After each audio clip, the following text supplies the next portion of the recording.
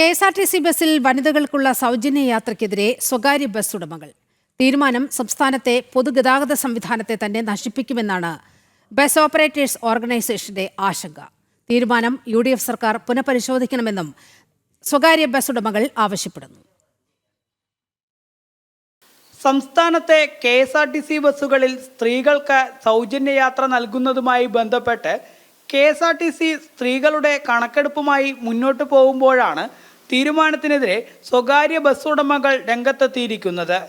തീരുമാനം സംസ്ഥാനത്തെ പൊതുഗതാഗത സംവിധാനത്തെ തന്നെ നശിപ്പിക്കുമെന്ന് ബസ് ഓപ്പറേറ്റേഴ്സ് ഓർഗനൈസേഷൻ പറഞ്ഞു. ഞങ്ങളുടെ മേൽ അനാവശ്യമായിട്ടുള്ള നിയന്ത്രണങ്ങൾ സർക്കാർ ഏർപ്പെടുത്തിക്കൊണ്ട് ഞങ്ങളുടെ മേൽ ഭയങ്കര കെട്ടുവരിച്ച് എല്ലാം സർക്കാർ പറയുന്ന എല്ലാ ആനുകൂല്യങ്ങളും ഞങ്ങൾ കൊടുക്കണമെന്നാണ് പറയുന്നത്. ആ പറയുന്ന സർക്കാർ ഞങ്ങളെ തകർക്കാനായിട്ടുള്ള ശ്രമം നടത്തും. സ്വകാര്യ ബസ്സിലെ യാത്രക്കാരിൽ 70% സ്ത്രീ യാത്രക്കാരാണ്.